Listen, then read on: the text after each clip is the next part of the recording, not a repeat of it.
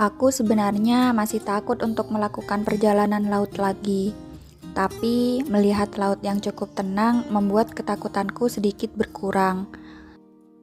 Sore itu, aku bersama teman-teman Pamekasan Local Guide menyeberang dari Pelabuhan Tanjung Sarongki menuju Pantai Sembilan Gili Ginting, Sumeneb.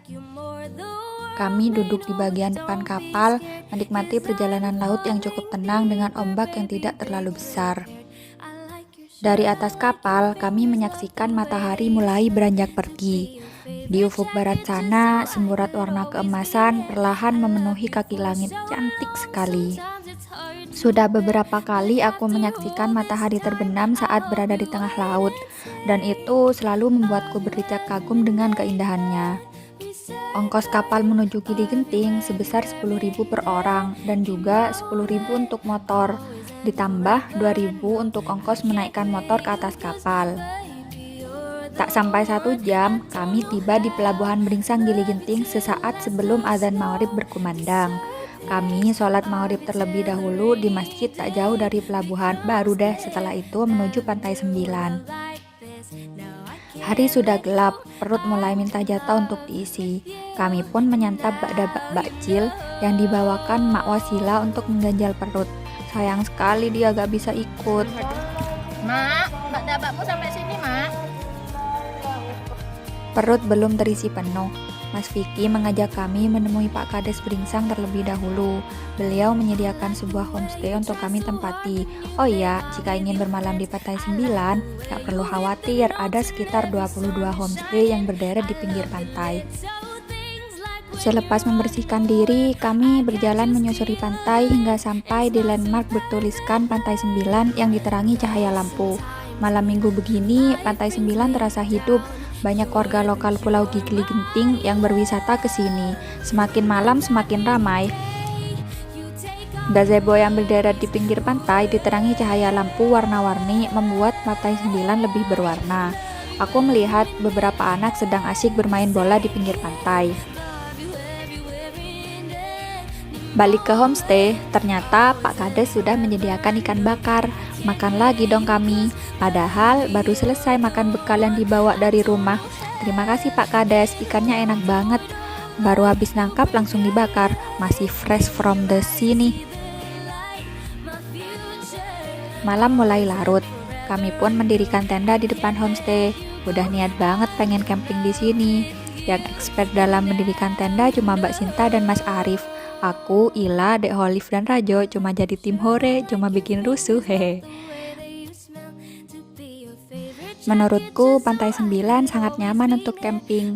Udara malam tidak terlalu dingin. Sepanjang malam kita bisa menikmati pantai dengan suara ombak yang tenang. Fasilitas kamar mandi dan keperluan makan sudah tersedia di sekitar pantai, jadi nyaman banget lah buat tempat liburan. Pantai Sembilan selalu memberiku pengalaman yang tidak biasa. Pada kunjungan pertamaku ke sini, aku tidur di pinggir pantai beralaskan pasir dan beratap langit malam. Dan malam ini akhirnya kesampaian juga tidur di tenda bersama Ila dan Dek Holif. Mbak Sinta dan suaminya tidur di tenda sebelah, sedangkan cowok-cowoknya kami biarkan tidur di dalam homestay bersama barang-barang bawaan.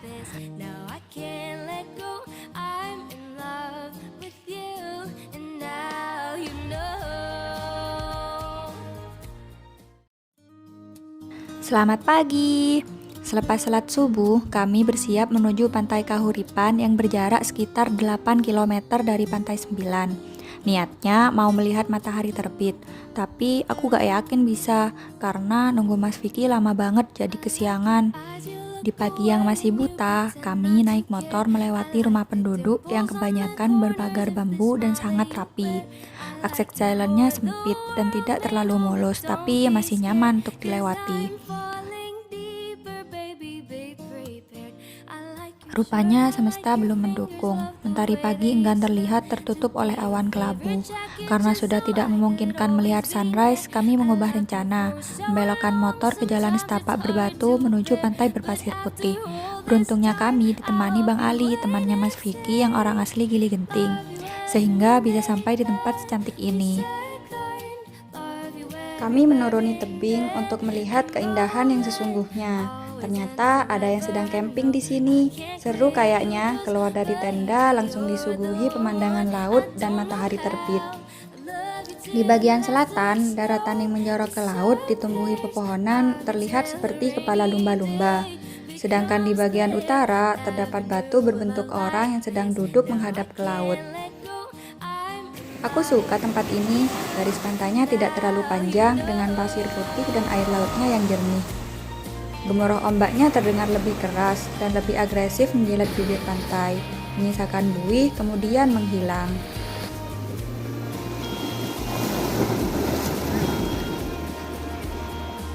Sayangnya kami cuma sebentar di sini karena harus melanjutkan perjalanan menuju Pantai Kahuripan. Pantai Kahuripan terletak cukup jauh dari perkampungan penduduk. Tak ada satupun warung penjual makanan dan minuman, jadi harus bawa perbekalan yang cukup jika mau berlama-lama di sini. Suasana di Pantai Kahuripan tidak seramai di Pantai Sembilan, hanya ada sekelompok orang yang sedang camping di sini. Jika Pantai Sembilan terlihat cantik karena pasir putihnya, Pantai Kahuripan juga tak kalah cantik dengan tebing batu karang dan pemandangan lautnya yang berwarna biru pekat. Langit begitu cerah pagi ini, mentari pagi yang beranjak naik menyirami kami dengan kehangatannya. Kami duduk manis dan ngemil-ngemil cantik sambil berbagi canda dan tawa. Sebelum pulang, kami menyempatkan untuk berfoto dengan view deretan pepohonan yang mirip dengan pemandangan di Nami Island.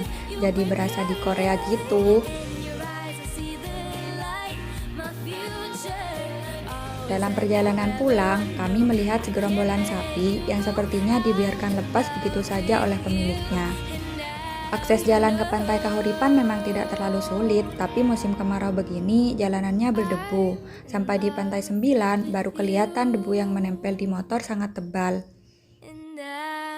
Lagi-lagi Pak Kades Bringsang sudah menyiapkan ikan untuk dimasak. Jika semalam ikannya dibakar, pagi ini Pak Kades membawa kami ke dapur karyawan Pantai Sembilan. Pak Kades sampai turun tangan sendiri karena di antara kami tak ada yang bisa membersihkan ikan dengan benar. Sarapan kali ini begitu spesial.